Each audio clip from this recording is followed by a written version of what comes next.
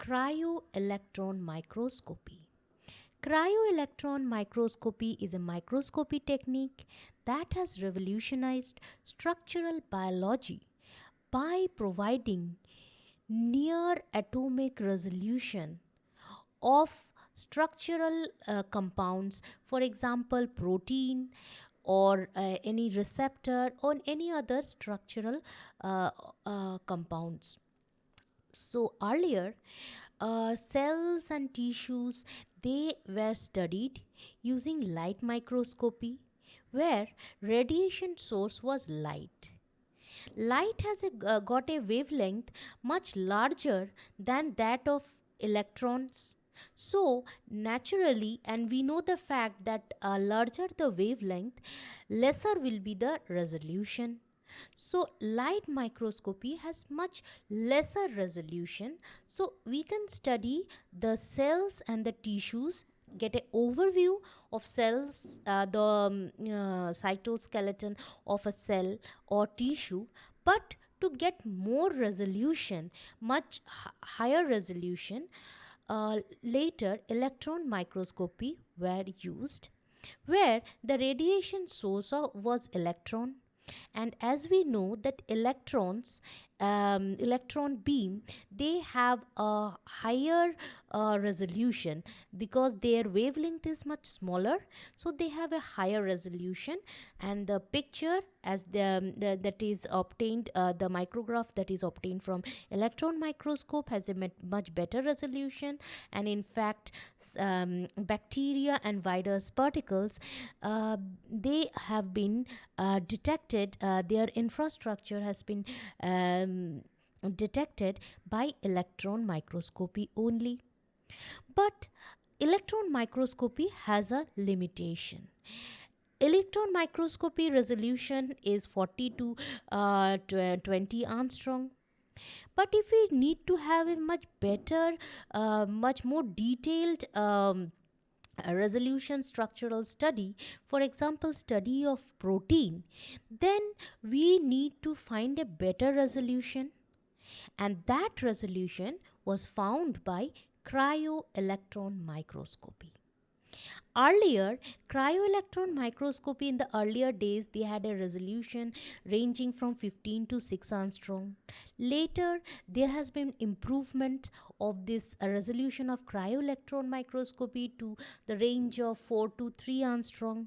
And now, recent development has reached the resolution of this cryo-electron microscopy to 1.7 to 1 angstrom, that is near atomic range resolution, where we can find the position of various atoms in the structure of a protein and the placement of bonds with where the hydrogen bonds are, where are the various groups arranged. So we can get a very detailed idea of the structure of any protein or any other carbohydrate moiety or any other structural element that we want to study. Now, this has got many advantage. It has revolutionized our medicine. Especially, say for example, we want to have a drug against certain disease, and we know that drug, they target, most of the drugs, they target the receptors, that is the receptors that is present in the plasma membrane. For example, this is the plasma membrane, and the transmembrane receptors, these are the receptors. It can be a single pass or multiple pass. So these receptors in the plasma membrane, the drugs, they target this receptor, they act as ligand to these receptors, and then they create certain cell signaling, downstream cell signaling, that alter the expression of certain genes or expression or difference in the protein synthesis, inhibition or acceleration of a protein synthesis, or inhibition of or expression of certain genes. So this entire drug delivery system, this is the if this is the drug, if this is the drug, and we have to study the receptors. The receptor, this is the receptor. So in order to formulate drug of a particular kind, we have to get a detail of the structure of the receptor so as we can formulate the drug. So this structure of the receptor can be determined by using this cryo-electron microscopy. Also, nowadays, due to COVID, we are very much aware of the term vaccine. Now, we know that all the viruses, they are either they are enveloped or non-enveloped, but they have got a very common term now. It has that they have got certain spike proteins. So these spike proteins, these are small proteins that induce antibody response in the host cell, that is us. If they attack, the virus attack our body, so these are the little spike proteins that I am writing with S. So this spike protein will generate antibody response. So this antibody response is the main this antibody response, it helps body to find out that we are under attack. So in order to create a vaccine, we do not need to use the entire virus in attenuated form. We can just study the spike proteins, the structure of spike protein, and generate artificial spike protein that can act as a vaccine. When these artificial spike proteins are injected, they initiate the same response, and without creating the lysis damage or creating the damage to the body, it creates response so that body can have memory cells to fight the infection if it happens again. So we see that cryo-electron microscopy has revolutionized not only structural biology but also our medicinal field also. Hello friends, I am Dr. Ayantika, and in this video I am going to discuss a very important and very interesting topic, cryo-electron microscopy. And in this video I will be discussing a comparative account of light and electron microscopy and electron microscopy and cryo-electron microscopy, and also I will be comparing cryo-electron microscopy with NMR and X-ray crystallographic techniques. I will be giving a detail about the entire process of cryo-electron microscopy. So, light microscopy was used to study cell and tissue, their infrastructure. But so far so good. It was the rough study of the cell infrastructure. But if we need to study more detail, very small particles, for example the virus particles, bacteria, they need to be studied, but we were not getting that much high resolution image from light microscopy, because in light microscopy radiation source was light, and we know that light has a wavelength, much larger wavelength, so resolution was low. And to solve this problem, electron microscopy was used, and where the radiation source being electron, which have a much lower wavelength, resolution was high, and we can easily obtain a detailed infrastructure of the virus as well as bacteria. So this is an advantage, that is high resolution of electron microscopy. And there are, apart from resolution there and the radiation source, there are also other differences between light and electron microscopy. In light microscopy, radiation source light was focused on the sample using optic lens. But in electron microscopy, the electron beam, that is, this is a diagram of a cryo-electron microscope. So here the in the electron microscopy, the electron beam was focused on the sample using electromagnetic lenses. So, and also vacuum is needed for the functioning of electron microscope.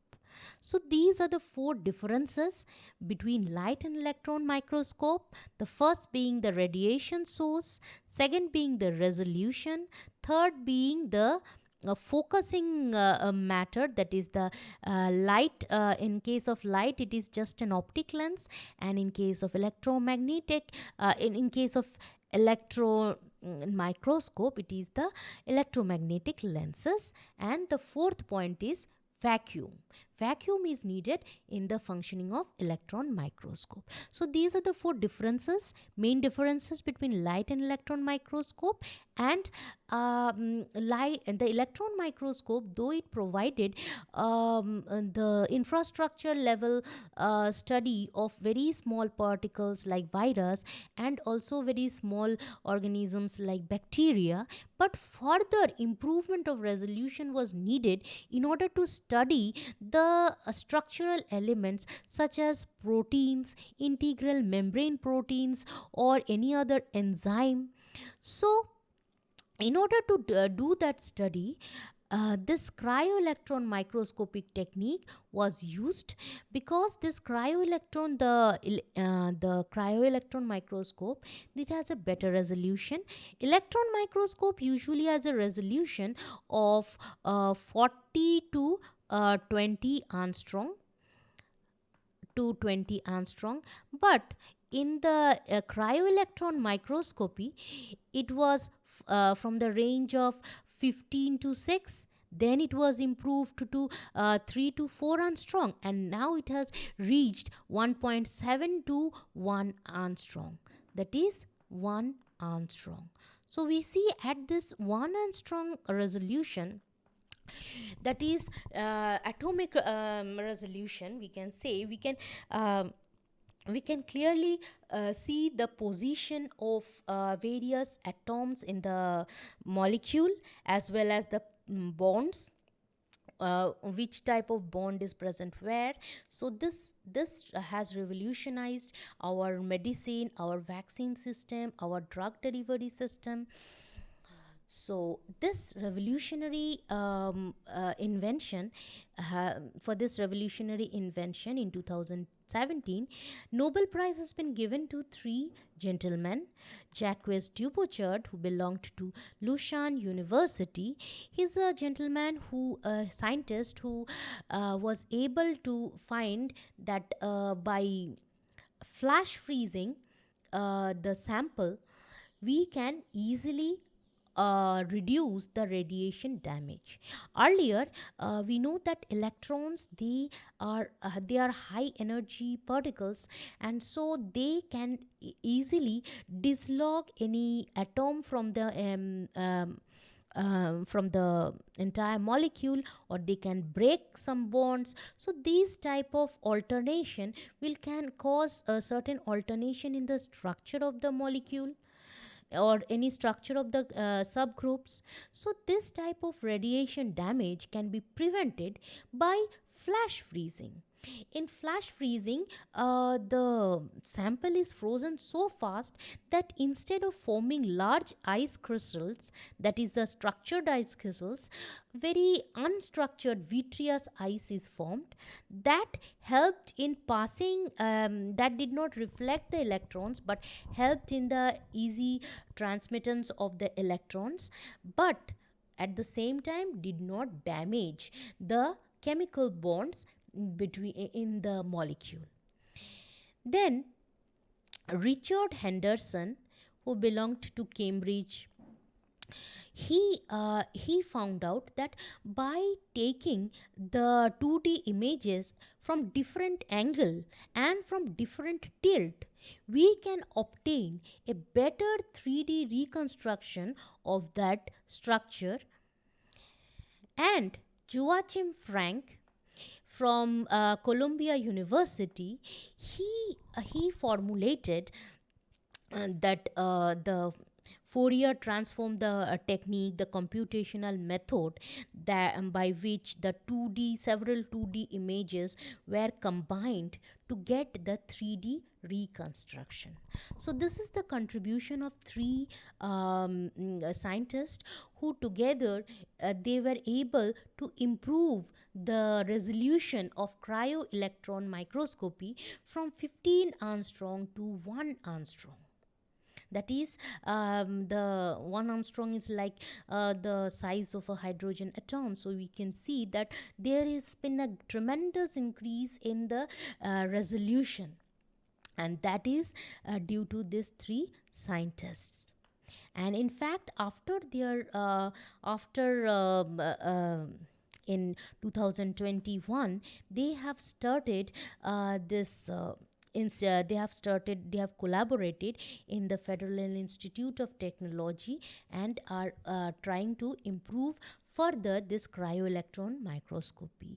Very recent, during the SARS-CoV Omicron variant, it has been the structure of these variant, that new variant has been determined by this cryo-electron microscopy technique. So we see that it is of immense importance, this microscopy technique. Now this is the flow diagram, how the methodology of this cryo-electron microscopy. So here it is the sample, and the sample is placed on a grid that is made up of graphene that has been modulated to make it neutral so that it does not react with the sample. And the placement of the sample on the grid is because this once the sample is placed in the grid, it is attached firmly, though it allows the electrons to pass through the sample, but the sample does not get displaced. So that is why the sample is placed on the grid, and the sample along with the grid is then dipped in this cryogenic chamber of electron microscope. And in the cryogenic chamber, this grid is cooled by either ethane or a mixture of ethane and propane that has been cooled in either liquid nitrogen and or helium. So the liquid coolant are either ethane or a mixture of ethane or propane, and the cryogens, these are the nitrogen and helium. So after cooling, sudden cooling of the sample, vitreous ice, that is the unstructured ice, is formed. And the main reason why unstructured ice is important, because if structured ice, that is large ice crystals, would have been formed inside the sample cell, then that large ice crystal can damage the plasma membrane of the sample. But if small sized crystals of ice are formed, that will not damage the sample plasma membrane. In that way, the sample can be studied in their native form. Then also in electron microscopy, we have used a technique of negatively staining the sample with any heavy metal, but here we do not need, in the cryogenic technique, we do not need the sample to be negatively stained with heavy metal, and that is why we can obtain the image in native state without any, we are using the sample only for study, not the cast of the sample like we used in electron microscopy. So in cryogenic technique we are just using the sample. So here in the electron microscope, picture is taken, 2D picture is taken from different angle, different tilt, and these 2D snapshots, several of them, they are taken, and by Fourier transform technique, this 2D images has been later converted for a 3D reconstruction of the sample. So this 2D projections, they are obtained earlier, they were obtained in the CCDs, that is the charged coupled device, which is helpful in automation process, and rapid 2D images are taken, thousands of them are taken, and 3D reconstruction of this of the structure of the protein is made. So this is the basic of how the cryo-electron microscope. So this is the pictorial diagram. So this is the sample that is getting inserted in the grid, and grid is then cooled, flash cooled. This is the how the samples, they are placed in the graphene grid, and then all these images, several images obtained from several angle, and by Fourier transform technique the 3D reconstruction is done. Prior to cryo-electron microscopy, X-ray crystallography was used, and also NMR was used. These techniques of structural biology study, these are also high resolution techniques, but in X-ray crystallography we need to get the crystallized structure. Any protein or any other substance that we need to study should be crystallized in their salt form. So if we cannot crystallize those substances, so the study of those substances by X-ray crystallography cannot be done. But in case of nuclear magnetic resonance, NMR, the size of the protein should be very low, that is like this, molecular weight less than 80 kDa. So we see that if you have got a larger protein, then we have to study the subunits of that protein separately using NMR, then we have to join the pieces. So that is why both X-ray crystallography, NMR, they give a good resolution for only certain very limited number of structural proteins, because most of the structural proteins, especially the integral membrane proteins, they cannot be obtained in pure form, and also they cannot be crystallized, and their size is also very large. So either these technique, that is X-ray crystallography or NMR, cannot be used in this case. So we need a better technique, and that technique is cryo-electron microscopy. So these are the advantages, that is the of cryo-electron microscopy over X-ray crystallization and NMR.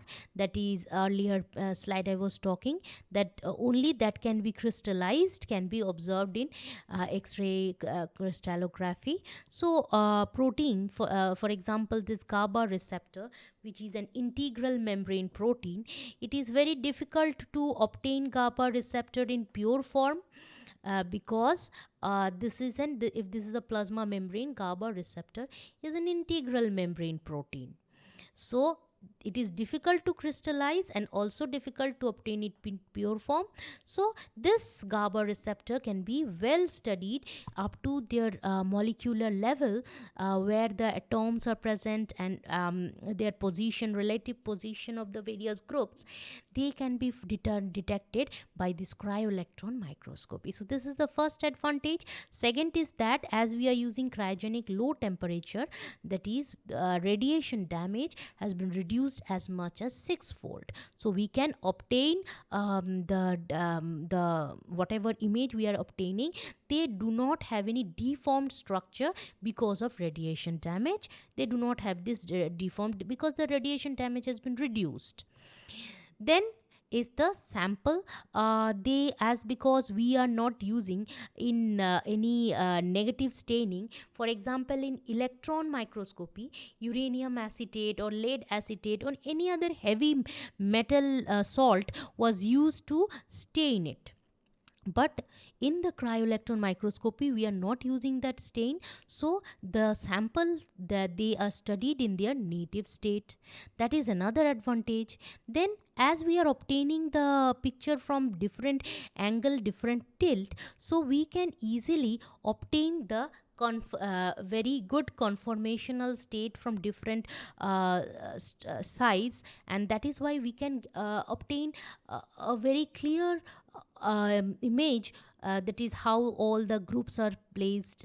So we can get it the entire conformational state from this cryogenic technique. And also certain protein complexes that are very large and cannot be studied using NMR, that those large proteins can be studied using cryogenic techniques. And also cryogenic technique require very little amount of sample, and also the sample then we have this disadvantages. This is also the same point. The disadvantages of cryo-electron microscopy that we need to improve.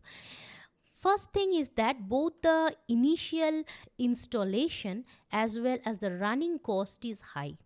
This is because of the fact that first, it is a very large size. Second is that vacuum condition needed to for this entire process, and also the as because the entire process, the electron beam is also at a very high speed, so entire thing require both running cost as well as installation cost is high, and in comparison to X-ray and NMR these technique.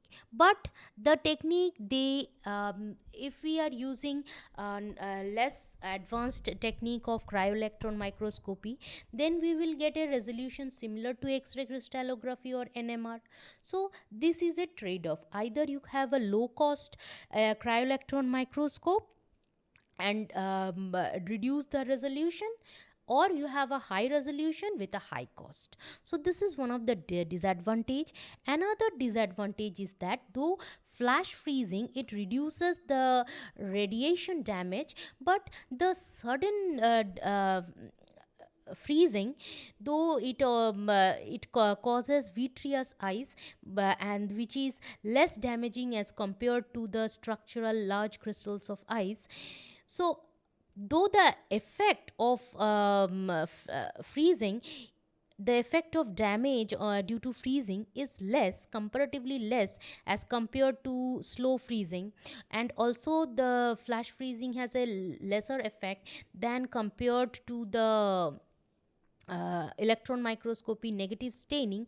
But still it has got certain damage, certain structural damage, a little very little, but structural damage is also present.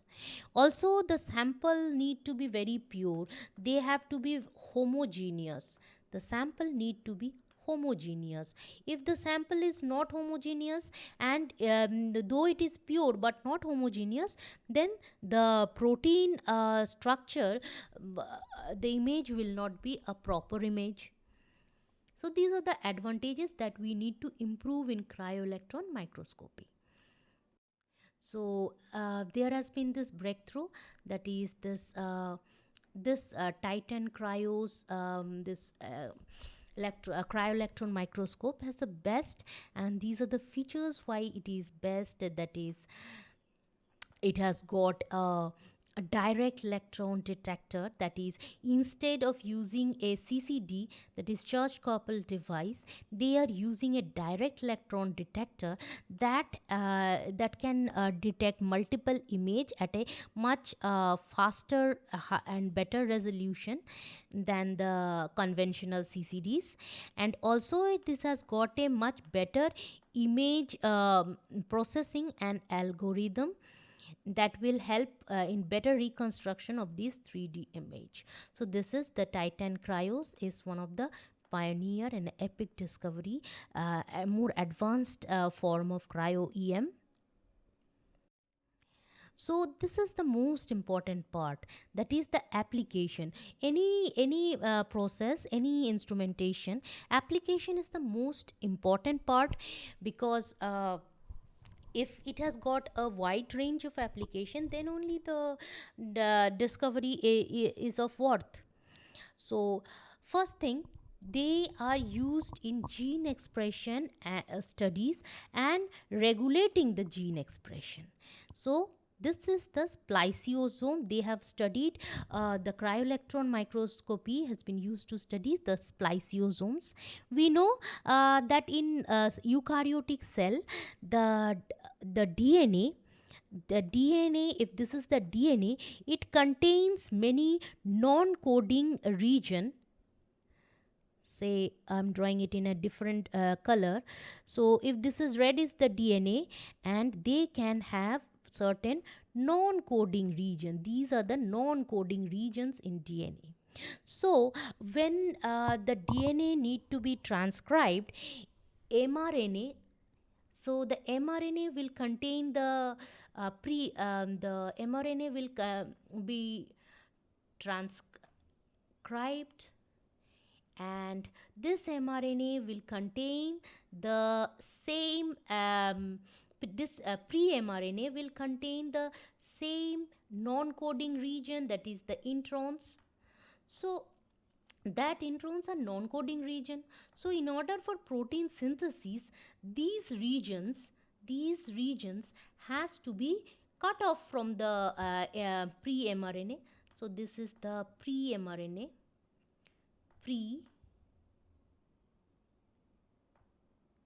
pre-mRNA. So this is the pre-mRNA, and it need to splice the non-coding region, and this splicing is done by spliceosome. So this I'm denoting with S is the spliceosome. The function of these spliceosomes is just to remove the non-coding region from the pre-mRNA, as a result of which the pre-mRNA becomes much smaller in size and contain only this is the mRNA. So after the functioning of the spliceosome, only the coding portion is present in the mRNA. So that structure of the spliceosome has been determined using this cryo-electron microscopy. Next is that of the ribosome. We know that both the prokaryote and eukaryote, they have got ribosome. The prokaryotic ribosome and eukaryotic ribosome both has got two subunits, and that is the here 60s and 40s, that is a large subunit, and the smaller subunit with all 40s. So this structure of this ribosome was determined earlier. It was determined by X-ray crystallography and NMR also, but now it has been discovered by further studied by this cryo-electron microscopy also. So this ribosomal subunit, their ribosome is helpful in functioning. They form a part of the protein synthesis machinery, that is the mRNA that is formed. mRNA, it is mRNA containing the coding regions. They are they are translated, and the protein is synthesized using this ribosome. So this is the protein getting synthesized. This is the protein getting synthesized, and this is the mRNA. So the function of mRNA is of, sorry, ribosome is of immense importance, as because it helps in protein synthesis, and that structure has been found out by this cryo-electron microscopy. Then we have this proteasome. So proteasome is another structure that is found in the eukaryotic cell, in the cytosol of the eukaryotic cell. So this is basically, this structure was also determined using cryo-electron microscopy. Now basically proteasome is just like a this canal-like structure that help in degradation of misfolded protein. Any protein that is misfolded, we know that a misfolded protein can create havoc, like for example prion. It is a misfolded protein that induces similar misfolding, and that creates a disease. And so misfolded protein need to be removed from the cell, so that they do not cause any damage to the other structure of the cell. And that is why these proteins, they are degraded using this proteasome. So this is the proteasome, and this is the main catalytic core, and these are the regulatory units, these are the regulatory subunits, and this structure has been found out. Using this cryo-electron microscopy, this cholesterol transporter that is present inside the cell, that structure has been also found by cryo-electron microscopy. Then we have these voltage gated calcium channels. We know that in the plasma membrane, these ionic channels are present, and they are triggered by depolarization of the cell, and the channel opens. Generally it remains closed, but depolarization causes the channel to open, and calcium from the extracellular matrix enters the cell. So this type of voltage gated channels, apart from calcium, there is also sodium and potassium channels. So these type of channel has, their structure has been determined using this cryo-electron microscopy. Then we have this light harvesting complex in photosynthesis. We know that especially in photosystem 2, their light harvesting, photosystem 2 has a light harvesting system. Also do have photosystem 1 also have this light harvest system. Photosystem 2 they capture the light and then passes the energy that is in the form of an electron through the Z scheme to the photosystem 1. And the structure of these photosystem in spinach, in pea, as well as this Chytoceros gracilis, they have been found using this cryo-electron microscopy. Also we have found the structure of respirosome. We know that respirosome, they are very much essential for respiration, that is the oxidative phosphorylation that occurs inside the inner membrane of mitochondria.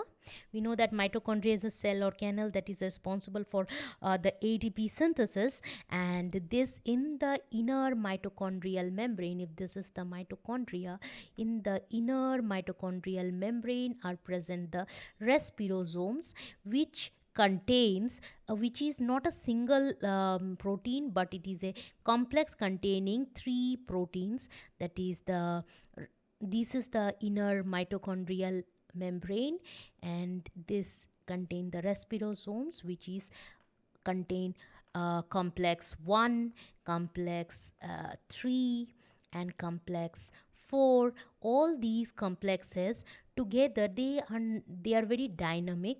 They dynamic in the membrane. They they form a complex, and later the after function they resolve.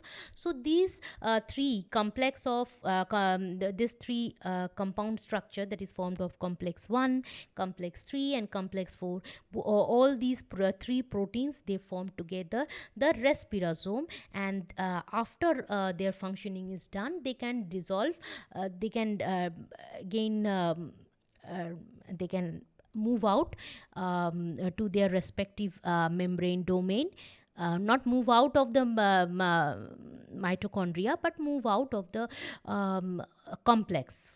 They this is a temporary structure, and that structure has been found out by using this cryo-electron microscope. Then we see that especially many virus capsids, as well as spike proteins, as well as the nucleocapsids, all these structures has been found out using cryo-electron microscopy. So we can see that either nucleocapsid part or spike protein, these are they create antigenic response. These are antigens, foreign proteins that causes antibody response in our body. So by studying these structures, we can easily find out the how to create a new vaccine. So if we study the nucleocapsid or the spike protein in detail, we can then create an artificial vaccine in the same with the same structure as that of the nucleocapsid or any part of the spike protein that has that can generate antigenic response in our body.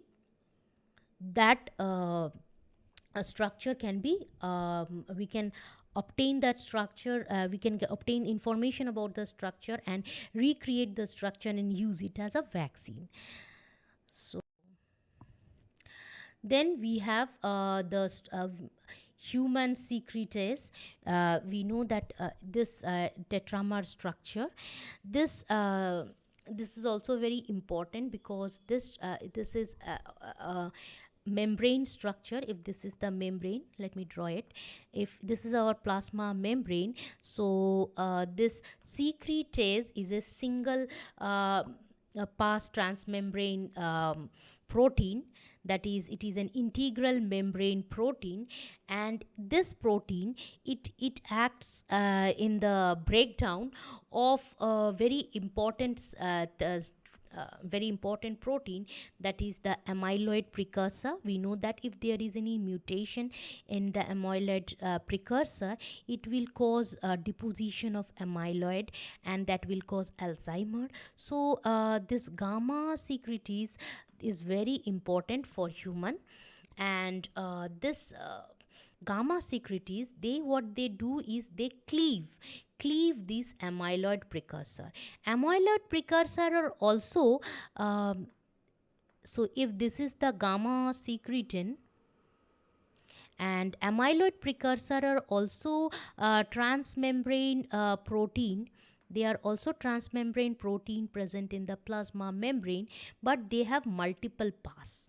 So if this is the amyloid protein, and our gamma secretin, it will cleave this transmembrane region of this amyloid precursor, and thus if there is any mutation, it can be easily removed. This amylase can be easily amyloid can be easily removed. So this important structure, that is the gamma secretase, has also been detected. Their exact structure has been detected using this cryo-electron microscopy.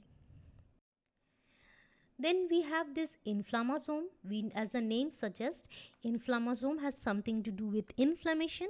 So inflammasomes, these are also they are protein oligomers, and they activate inflammation by actually helping in the cleavage, maturation and secretion of cytokine. We know that cytokines, they causes inflammation in our body, and the maturation and synthesis of this cytokine has been helped by this inflammasome.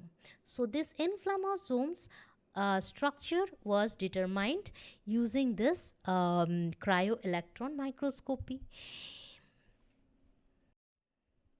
So these are the name of few companies, that is a Thermo Fisher, Joel, Zeiss, Nikon and Hitachi. These company are pioneer in making this cryo-electron microscope.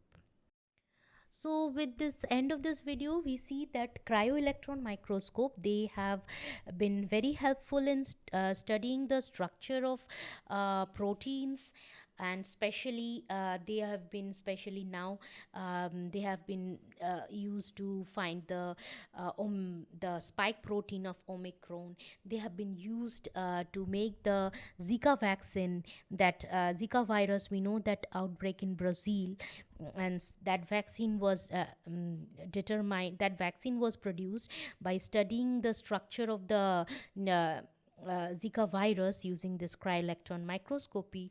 Another, that is Pfizer, has studied the RSV virus and has used the structural detail to mimic the glycoprotein on the surface of the RSV, and is now creating a vaccine that is in the phase 3 of the trial phase.